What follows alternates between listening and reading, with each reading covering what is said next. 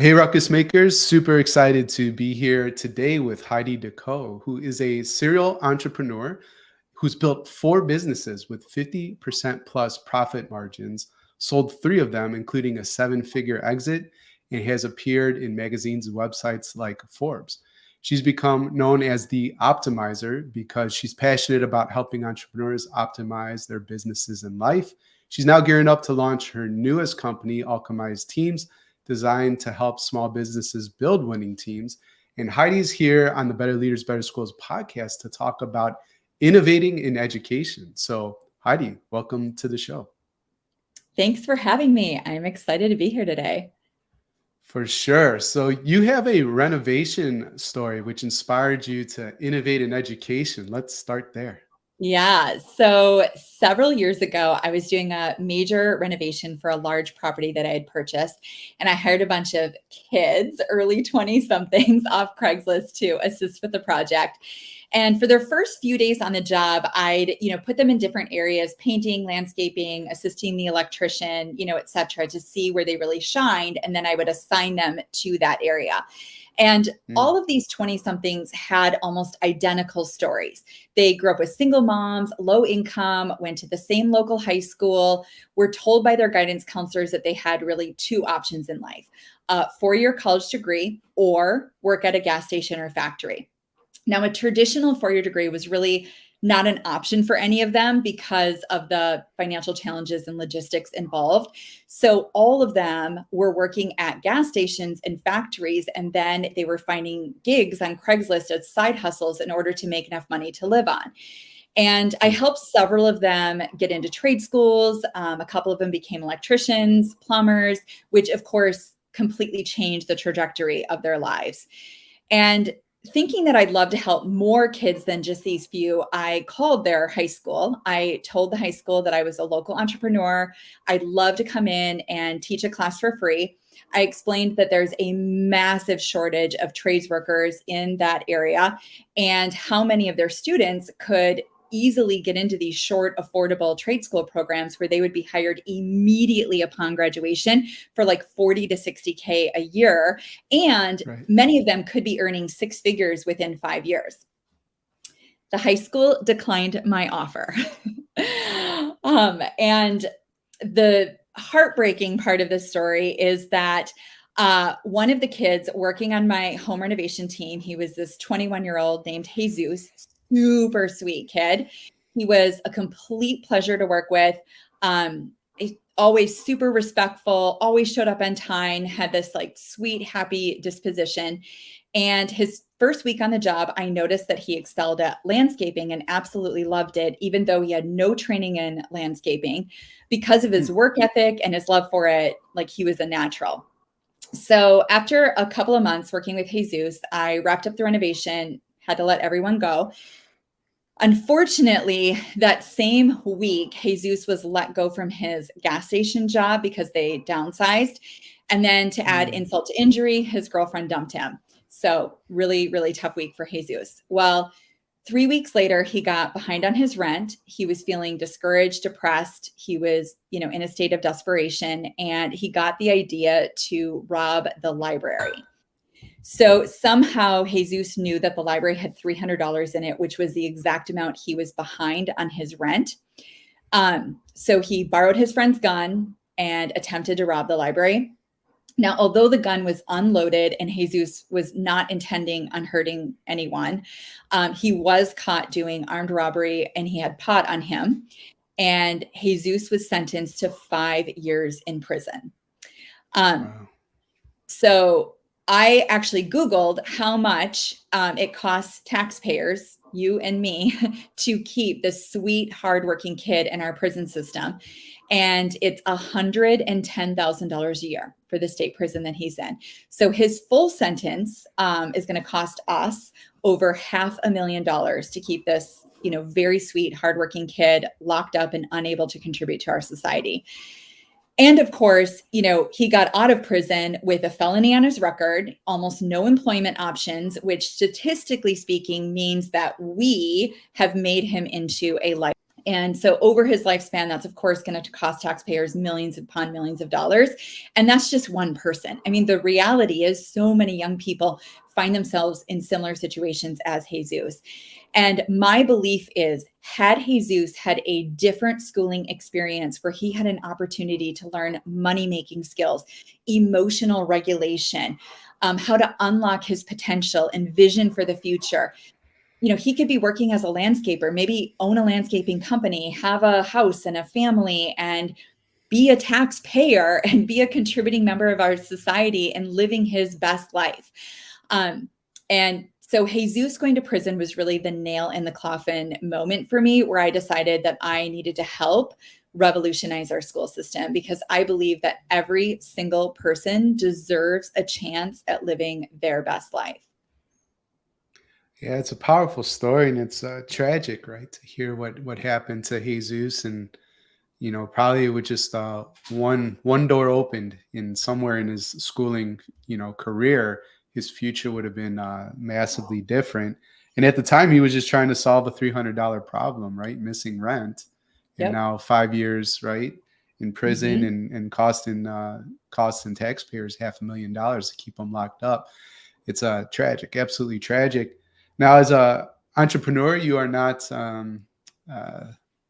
not afraid of rejection. It happens all the time. Yep. And here's the local school, though. You put yourself out there, right? You wanna help out and do this workshop, which seems to be super duper helpful, but they're like, no. Why do you think they rejected that career workshop help? I think it's a multifaceted problem. I think that there's some well-meaning people working in schools that are under-resourced and overwhelmed. I think the system is systemically broken and designed to continue to fail students. And so even the people in this system that are adamantly trying to change it and working tirelessly day in and day out to change it, it's everything is so broken around them that it's just a really difficult battle. Right. Yeah, and so now you're here, wanting to make a ruckus. That's what I call it, in terms of challenging the status quo and designing the future of school right now. Can you talk a bit about the vision of where you're going with Illuminated Life School? Yeah. So we are going to be creating micro schools, also known as pod schools. So like little mini independent schools where we do customized learning experiences for every single student. And instead of teachers, we have what we call learning guides, because we believe in actually guiding students through a process of identifying their core natural genius and then unleashing that into the world. And we believe that every student's unique, every student has genius, and that they're all going to move at different paces and at different levels. We don't believe in like putting them in, clumping them by grades or ages, and instead having this very customized experience which you can do well in really small environments. The challenging thing with micro schools or pod schools is that currently, for the most part, they're really only available to resourced kids because it takes money. and Yeah, to run them. and it takes not all the resources are there. And so what we're doing is leveling the playing field and creating it through a nonprofit, sort of like a nonprofit franchise system. I'm using these words very loosely just to give you like the conceptually what that looks like, where kids are on a Hmm. sliding scale tuition from full scholarship to full paying. And so at least half of our students in each of our pod schools are from under-resourced families. They get fed healthy, nutritious meals. We help with transportation, like all of the things that under-resourced families really can't do, they can't handle, right? And so that Hmm. their kids can take advantage, and we level that playing field in our micro schools. Yeah, that'll be massive. I mean, I have no, I have a lot of experience, right, working in Chicago and Houston and other major urban areas where the challenges that students face are very real and very inequitable too. So Mhm. the fact that you're doing something to level the playing field, so to speak, and have that vision of at least 50% of the kids, will need that kind of support, it's certainly going to make a huge, huge impact. Plus, the thing that I'm resonating with is this idea of personalized curriculum and learning, right? To meet the student where he or she's at. And instead of saying, this is the path that every student at age 12 must take, it's like, who is Heidi in front of me? What does Yeah. she need from me, the learning guide in this moment, to help, get her on this bigger future, path for a bigger future. And I think that's a very entrepreneurial way of thinking about stuff. And obviously, you have a lot of entrepreneurial experience. So, what do you think it is from those companies you've run and sold and that kind of stuff that makes you the person for this vision? So I think the most beneficial thing is the fact that I haven't actually been in a classroom in like 25 years. And I do come from an entrepreneurial, background. I've been doing entrepreneurialism basically my entire life, from selling like bracelets at age 9. and so when I'm meeting with our team, our design collaborative and our board, et cetera, which has a lot of educators on it, the thing is, they have the experience, so they know the problems deeply. However, we need to create something new for the today and how the world is quickly changing. And so I'm coming in saying, no, wait, classrooms don't exist, chalkboards don't exist, desks don't exist. And so when you've been in education for a long time, it's hard to break that mindset.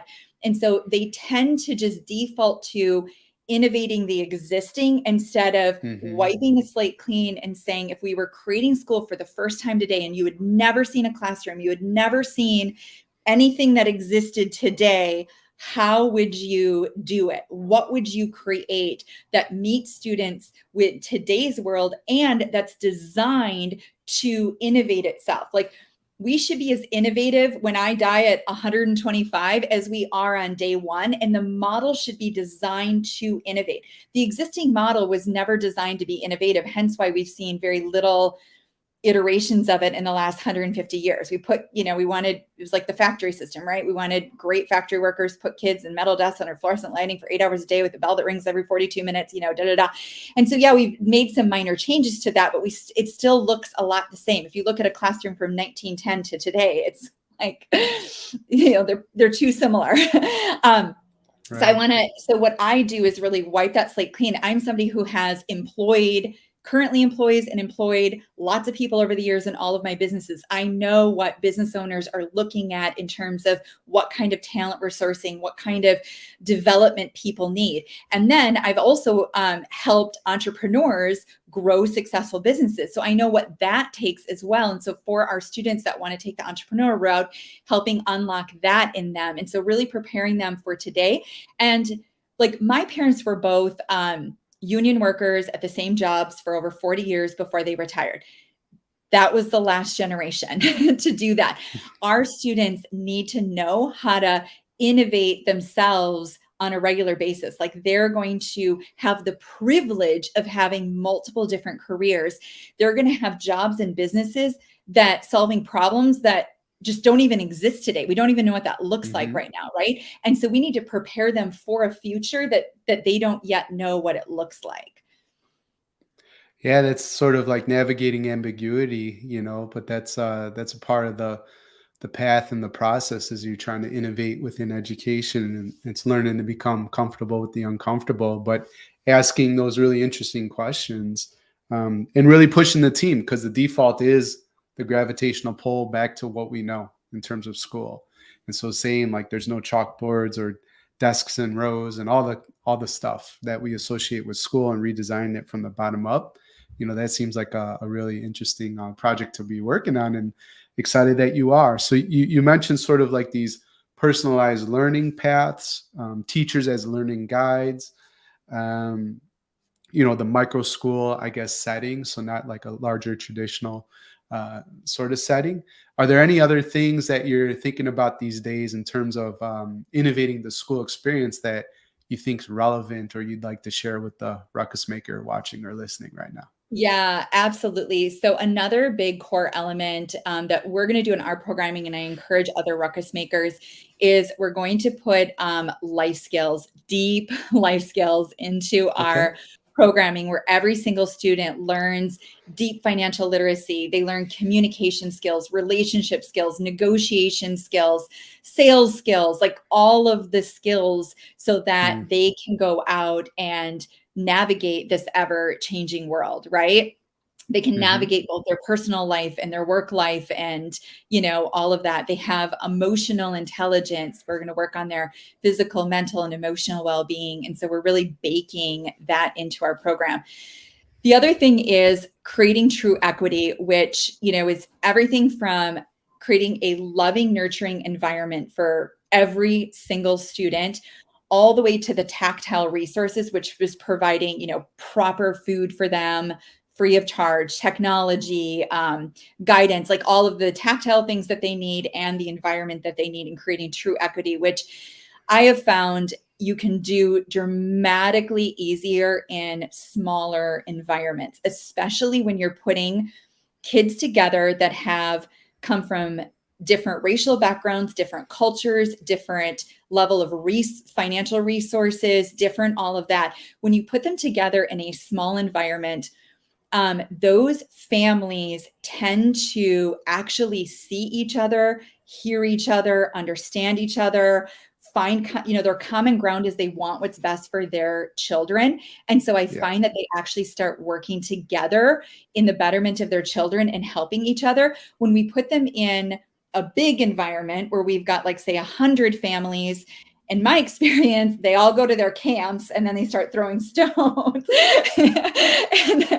and, the kids are in the middle, unfortunately. And so that, I think, is just a big advantage that we have working in these small environments.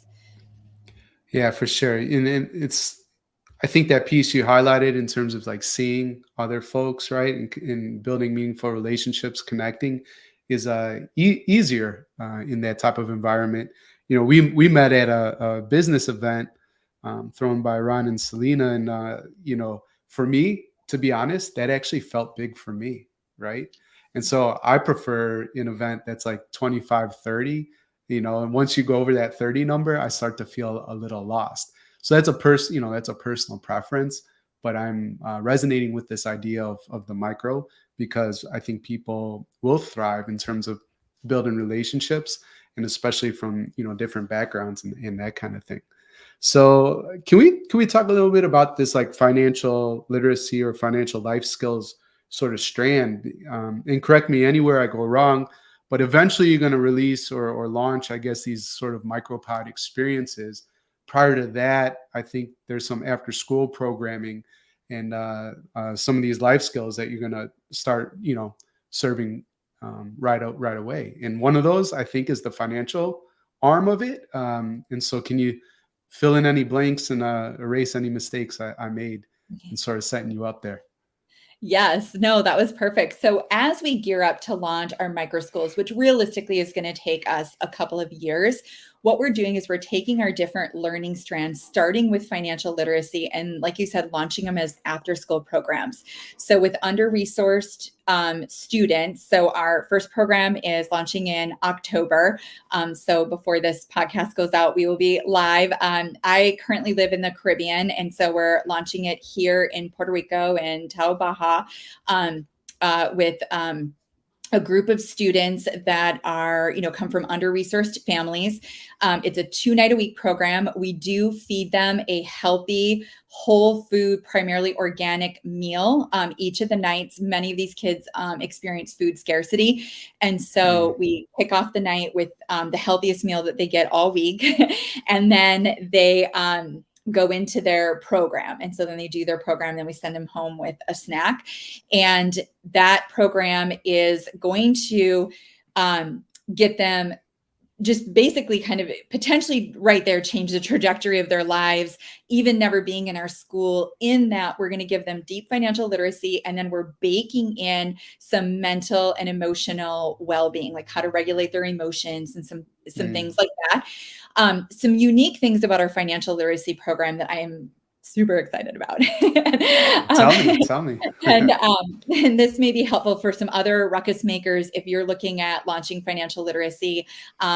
And just to plug too, we are creating a guidebook around this that's going to be available by the time you're Okay. watching this. It might be available to download. That if this is the kind of program you want to incorporate in your school, we have like a little guidebook for you. And Yeah. what we're doing with these kids. So before you start teaching kids about, the banking system and how to save money and invest money and how interest works and like all of that, if they have no financial resources, that's like kind of like irrelevant, Yeah. right? Until you actually Sure. know how to make money, right? If you don't ever know how to make money and you're always living in poverty, understanding all of those things is only minutely helpful to you, right? So the Hmm. very first thing that we do in the program is we actually show these students how to make their first $1,000, like literally how to find a need, and then service the need and then collect the money for the need and do that and then rinse and repeat until you have $1,000 cash that you've made in your pocket. And we're partnering with local banks to get them set up with a checking and savings account. We're actually going to partner with a group that's going to help. So for students whose parents have no idea where their birth certificate is or what their social security number is, they, of course, that also contributes to kids being unbanked for life, right? Because it's very Hmm. challenging to get that stuff figured out if you have no financial resources. So we're going to help them get that figured out so that they actually get banked. They make their first $1,000. They're now inspired. They have the confidence. Like, I know how to make money. I know how to see a need, fill a need, and get paid for that need. And in that, they're going to learn communication skills, customer service skills, all of that, right? And just those Hmm. kinds of skills. Then we're going to build. So that's like phase one. We have a 3-part phase program, and our little guidebook goes over the program with you. And then, into phase 2, we actually start getting into the financial literacy part of it, right? Where how can you compound that $1,000? What are different ways to do that? How can you leverage it to make more money doing a better, different service? How does interest work? And then, we layer on top of that. And so this is a 6-month program that we're doing where they're going to come out of that program with some mental and emotional skills on how to take care of themselves mentally and emotionally, regulate their emotions. And they're going to have this deep financial literacy. Plus, they're actually going to be banked and they're going to have money in their bank account. Yeah. So the $1,000, I could see like even adults wanting to learn like how to make the first $1,000. That I see that sometimes on the internet with people wanting to start businesses, and that's solving the important problem first, right? Before learning how to use effectively money and make it grow for you, work on your behalf, and that kind of stuff. It's like, well, how do you make that first dollar, that first $1,000? Which also leads us, I think you have like, is this still the graduation requirement that students will have to make $10,000 in order to graduate from the pod school? Is that something you're still thinking about? It is. Yeah, we're committed to that goal. So when students are actually enrolled in our full school program, not just our 6-month after school program, but the full Sure, sure. complete, micro school / pod school, then to graduate 12th grade, that is a requirement. They have to make at least $10,000 on their own, not mom and dad rolling Hmm. up their sleeves and helping out. Like, you have to make this on your own. And again, we're committed to equity. So students whose parents don't even make that kind of money and who have no resources at home and no help at home, they're going to be given the step ups that they need and the resources that they need Hmm. to go out and actually accomplish that goal. So we are going to be guiding them and providing those resources for them to accomplish that goal. Brilliant. Yeah. I'm eagerly watching and cheering for you to see how this all plays out. You mentioned that the guidebook would be available, eventually to ruckus makers who are interested in it. So do you mind just telling us where we'd be able to get that? Yeah, go to our website, which is illuminatedlifeschool.org, illuminatedlifeschool.org, and just sign up for our progress report. And then we will be announcing in that when that little guidebook is available. And the guidebook will do an overview of our financial Mm, literacy program. And then if it's something you want to incorporate, we'll show you how you can get access to the full program, and incorporate it in your own school or after school program or community. awesome.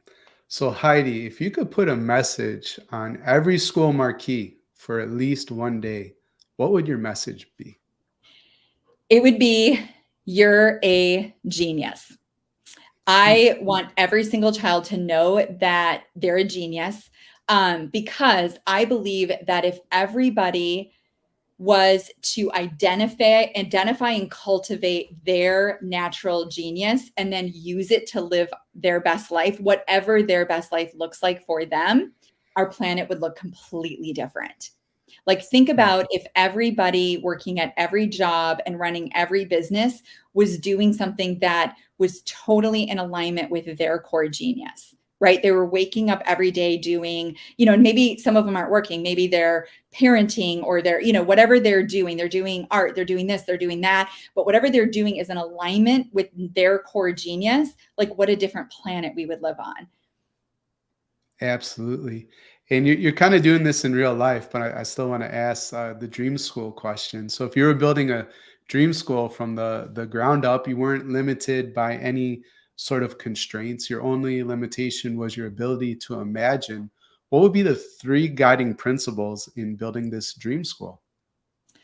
Number one, equity. So a truly level playing field that gives every single child what they need to succeed. Number two, the customized learning experience. So designed to help each children really identify and cultivate their natural genius, and it heads them in the direction that they're already naturally inclined to go, and doing it on their own unique path, right? And then the third is a whole child education approach. So including physical, mental, emotional well-being, comprehensive life skills, and social and emotional development, fun, play. No kids sitting in Yes. desks under fluorescent lighting. We're not having desks in our schools, not traditional ones anyway. So incorporating a lot of fun and play. I know the studies are definitive on this. Kids need fun and play for their brains to develop, right? And so our model is going to be based on inquiry-based learning, which, many people are familiar with project-based learning. So inquiry-based learning is kind of another iteration of that. So we'll have milestone experiences, because of course there are some core things that you still need to make sure that they're getting and all of that. So that's through milestone experiences. And then inquiry-based learning is what the main model is built around. Beautiful. Well, Heidi, we've covered a lot of ground today, and I so appreciate you stopping by the show. Of everything we discussed, what's the one thing you want a ruckus maker to remember? I would say the one thing that we know for certain throughout history is the only real progress has come from the ruckus makers. So if not you, who? And if not now, then when?